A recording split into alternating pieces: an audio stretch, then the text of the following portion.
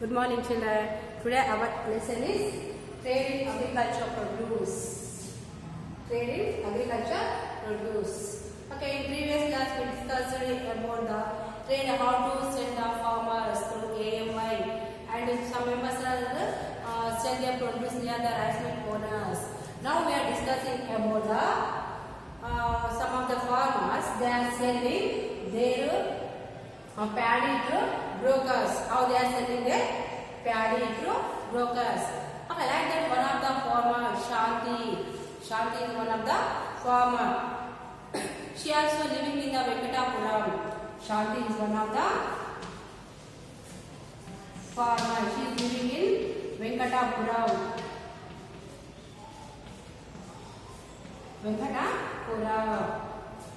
She began to manage her farm after her husband passed away.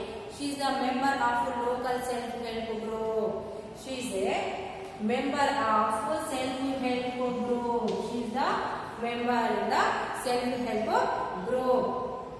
Through this self-help group, she borrowed money, 20,000 rupees. She borrowed money, 20,000 rupees from self-help group. Okay, she is borrowed money from self-help group. Okay, you understand? She is not borrowed from the money lenders, or she not borrowed from the rice mill owner. She borrowed money from the self-help group where she is the member for cultivation purpose. Her harvest from her 1.5 acres of land was 14 quintals. Okay, she has 1.5 acres of land. Through this, she get only 14 quintals of paddy. 14 quintals of paddy. In 14 quintals of paddy, she wanted to sell only 7 quintals of paddy. Only 7 quintals. Quintals of paddy only she wanted to sell. Remaining 7 quintals of paddy she is keep for their household consumption. For her household consumption. The next, a broker of a rice mill owner. A broker in a rice mill owner from Nalgonda came to this village to buy the paddy. And approached the farmers. She saw the Shanti's paddy, and after much bargaining, he offered her 1,000 rupees per quintals. A broker came from the rice mill from Nalgonda, and she saw the Shanti's paddy, and he decided the price per quintal is 1,000 rupees. 1,000 rupees per quintal. He weighted the bags. The broker weighted the paddy bags, and when he weighed the bags, he get only 6.5 quintals. Only 6.5 quintals. When the broker was weighed, Shanti was shocked. Because when she was weighted, she get 7 quintals of paddy. But when the rice mill broker weighed, he get only 6.5 quintals. So that she insisted on weighing improperly in the presence of other SHG group members. Again, she weighted the bags in presence of the SHG members. This time, turned out to be 7 quintals. Means here the broker is not properly weighted. He paid the money after 15 days. The broker promised her to pay the money after 15 days. 2 weeks later, he paid the money her only 6,825 rupees. 6,825 rupees. Okay, once you see how many money 7 quintals, but each quintal for how many rupees? 1000 rupees. Total is 7000 rupees. But she does not get 7000 rupees. She get only 6825 rupees. Why? Because he deducted the 25 rupees per quintal as his brokerage or his commission. How much is deducted? He cut the 25 rupees per quintal. 25 rupees per quintal he deducted as his commission. Okay, once you see now you see here, she is not borrowed from any trader. She borrowed money, but she is not borrowed money from any trader or any landlord. Next, she also not sell in the AMY. She is not sell this produce in AMY. Okay, why? Because to go to Nalgonda, she have to pay the tractor rent and the loading, unloading charges. Okay, why? Because she is not sell in the AMY. Because if you go to the Nalgonda, she had to pay some tractor rent and the loading, unloading charges. Okay, if she get the higher price in AMI also, okay, that is not cover the transport cost. Is getting the more cost. Next, she and her son will have to spend 1 or 2 days for them. Okay, that is why. Okay, their crop also very low, only 7 quintals of pan. That is why. Okay, she sell in the village itself only.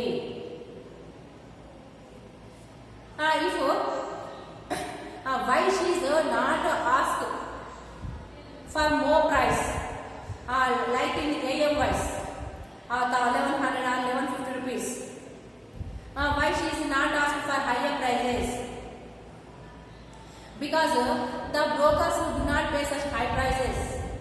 Brokers are not pay the high prices. Okay, they sell the produce from home to avoid the trouble of running around. They are selling produce from home only to avoid the troubles of running around to sell their goods. The brokers, mediators. Brokers are the mediators between the farmers and the big rice millers. Brokers are the middlemen between the farmers. Between the farmers and the rice millers. Between the rice millers or brokers. Brokers are the middlemen. Brokers are the middlemen of between the farmers and the rice millers. They procure the paddy in small quantities from the farmers like Shanti. These brokers all are procuring the paddy from the small quantities like the Shanti. They do not have the permanent shops. These brokers do not have any permanent shops or the godowns for doing their business. Okay, they have not much money also. They visit each farmers. These brokers are visit each farmers during harvest season, and they are negotiate the farmers to buy their paddy. Only when they are the harvesting time, the brokers are visiting the farms and they are negotiating with the farmers to buy paddy. They collect the sufficient amount of paddy and inform the wholesale traders and rice mill owners who then send money. Okay, these people are only they collect the sufficient amount of the paddy and inform the wholesale traders or the rice mill owners who that rice mill owners only send the money and the vehicles for the transportation. Only yet the brokers are only acting as a middlemen. They are procuring the paddy from the farmers. Okay, that paddy is they are selling to the rice mill owners. These brokers also not paying directly money for farmers.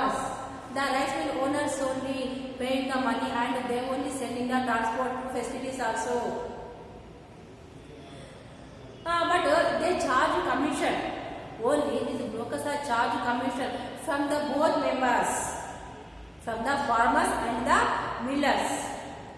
Okay, only these two brokers are only charging the commission from the farmers and the rice millers. Okay, some of them also functions as the money lenders too.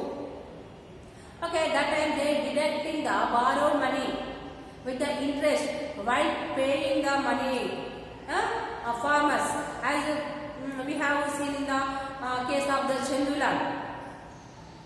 Okay, sometimes these brokers also acting as a money lenders. Okay, these people are deduct the borrowed amount with interest while paying the farmers. Okay, like that, so many farmers are selling. Okay, in our state. But paddy cultivated in Telangana is mostly sold in the market, and farmers keep only the small share of their own use. Most of the paddy what they are cultivated, they are totally selling in the markets. Only small share for their own use. A considerable amount of paddy produced by the small farmers like Shanti is used for their own consumptions. But most of the people are selling more paddy in the markets. Telangana farmers sell nearly 3/4 of their harvest within the village. Telangana farmers sell nearly 3/4. Okay, nearly 75% of the farmers sell their harvest within the village. Only 25% farmers are selling in the AMY. Only the big farmers sell their harvest in the AMYs. Okay, they are having their own vehicles like tractors. Okay, which reduce the transport expenses.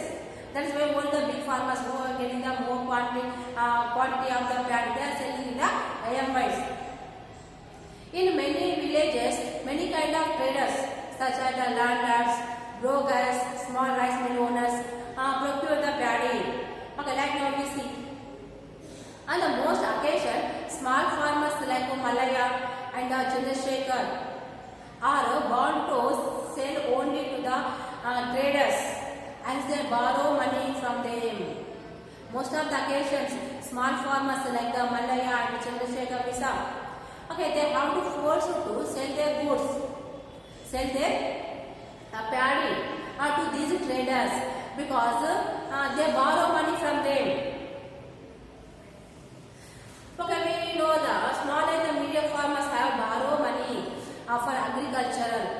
We can see so many members like the small farmers or the medium farmers, all are selling, all are borrowing money for agriculture, especially for to purchase the seeds, fertilizers and pesticides, and for the irrigation facilities. Since it is difficult for them to get loans from the banks, so they have forced to borrow money from the money lender, traders and millers.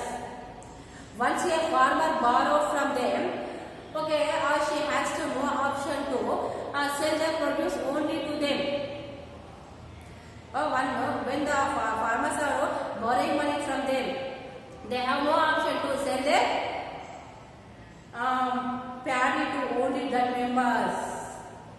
But next to that also, they only deciding the price. Paddy traders not only pay the low prices, but also cheap in the weighing. Moreover, they take the commission for the various kinds. Many of these farmers get delayed payments. In the case of Malaya Visa, next now Shanti also, and they are also not getting the immediate payment. They are getting the delayed payments. Since these traders and the landowners lend money in disparate times, farmers have to sell their paddy to them.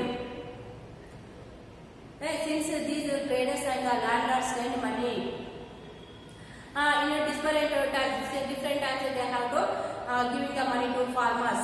This is why farmers have said to they